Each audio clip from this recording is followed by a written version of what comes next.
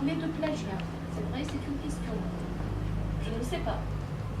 Moi, je peux vous apporter quelques informations sur cette question de plagiat. Je l'ai surtout vu, je trouve, par une autre expérience que je n'ai pas évoquée. J'ai été juge au Conseil national d'enseignement supérieur de la recherche dans la section disciplinaire de ce conseil, qui est en fait la juridiction nationale des contentieux professionnels. Et donc, en tant que juge disciplinaire, il se trouve qu'on a été confronté à de plus en plus de dossiers contentieux sur ces affaires de plagiat. J'ai passé beaucoup de temps sur ces dossiers. Je dois dire que je suis ressorti avec une tentation de prudence et un peu de modération. Alors, c'est peut-être aussi la position du juge qui amène ça. Parce que je vois que c'est aussi très utilisé entre les collègues pour faire pour des règlements de compte.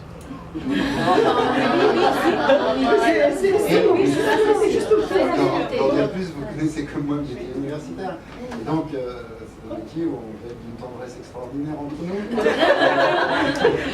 Et donc là, il y a clairement des westerns avec beaucoup de coups de pistolet croisés où le plagiat sert à donc voilà, quand on veut tuer un collègue, on va chercher dans sa bibliographie, on remonte sur 5 ans, 10 ans, on passe sous Compilatio, qui est un très puissant détecteur de plagiat. Évidemment, on trouve du plagiat, parce qu'on était à une autre époque, on le fait ressortir, et là, c'est la bombe atomique, etc. Donc il faut vraiment faire très attention d'abord soi-même, et faire très attention aussi dans les jugements moraux qu'on porte là-dessus, parce que je trouve que cette utilisation est un peu délicate. Pour les étudiants, c'est pareil, je trouve qu'il y a quelque chose de problématique de déférer des étudiants en conseil de discipline sur ces questions si on n'a pas pris la peine de les former. Moi, je découvre que, même en 5e année, je leur présente Compilatio, ils ouvrent des grands yeux ébahis en disant ah, vous pouvez retrouver une phrase que j'ai prise quelque part sur le web. Donc ils ne le savent pas. Mais s'ils ne le savent pas, c'est qu'on n'a pas fait notre travail de prof. C'est même ça le problème de fond. Et quand on les forme, on n'a pas besoin de passer en conseil de discipline derrière. Enfin, voilà. Donc, plagiat, attention, il y a des croisades morales qui sont menées, je pense à ma collègue Vergada, à Munich, là, on a fait toute sa carrière sur cette croisade, j'ai essayé de lui expliquer des fois qu'il fallait grandir un peu, quoi. Mais il faut être très prudent sur ces affaires. C'est vrai que c'est quelque chose qui est très, même en Tunisie, qui est assez chaude. Déjà dans les concours, on fait, dans les concours nationaux de recrutement, décidément, on fait sortir ce problème de plagiat, par exemple, en taxant un candidat, même s'il est déjà, il a plus que 20 ans d'expérience et qu'il postule pour professeur, pour maître de conférence, il a un cours plagiat. Mais décidément, pour un cours, si vous le mettez sous compilation, décidément. Et puis, je me demande, qu'est-ce que ça veut dire un cours souffrant de plagiat? Parce qu'on va réinventer alors, on a eu plusieurs problèmes disciplinaires avec les collègues. Alors, comme vous faites beaucoup de mise en ligne de cours, là, j'ai fait attention sur ce point. Beaucoup de collègues se sont fait prendre sur cette affaire plagiat en toute inconscience, à mon avis. C'est-à-dire que quand on fait un cours pendant 5 ans, 10 ans, on oublie même les sources. On oublie les sources, parce qu'on est à l'oral. On oublie les sources, on accumule, puis un jour on nous dit, tiens, tu pourrais éditer ton cours. Avant, c'était les éditeurs sous forme de manuel, etc. Et on prend le texte et on le sort comme ça. Et c'est là où en général, ces textes sont faits. Voilà. Donc maintenant, moi, ce que je fais, chaque fois que je publie quelque chose d'un peu ancien, et même dans le nouveau, je m'auto-détecte sous compilation systématiquement pour, comme mode de protection.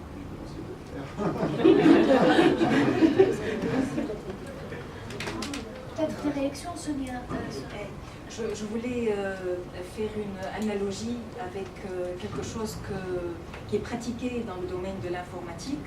Donc, elle pourra le confirmer. On a ce qu'on appelle les logiciels libres ou bien open source software.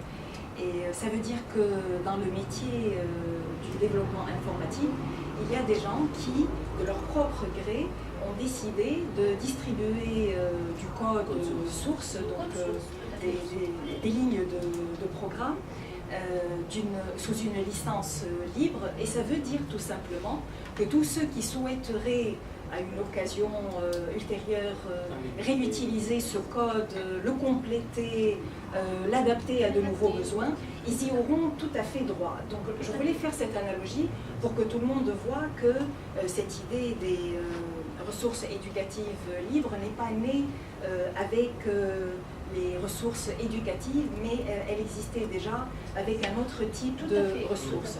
Le deuxième point sur lequel je voulais avoir une réaction, ça rejoint un petit peu l'une des réflexions de professeur Valli, c'est le degré de liberté. Parce qu'il ne suffit pas de parler de ressources éducatives libres, ce qui voudra dire que l'auteur voudrait de son propre gré distribuer cette ressource et la mettre à la disposition de ceux qui souhaiteraient l'utiliser. Mais je pense qu'il sera très important que chacun, quand il donne son accord, précise exactement laquelle est la possibilité, ou bien lesquelles sont les possibilités parmi celles évoquées par notre collègue tout à l'heure, parce que je ne les connaissais pas de manière explicite. Donc est-ce la réutilisation, est-ce la révision, est-ce le remix ou la redistribution? Donc une fois que chacun d'entre nous aura exprimé clairement cette idée de bien vouloir distribuer sous une licence libre sa ressource, et qu'il aura en plus précisé laquelle est la limite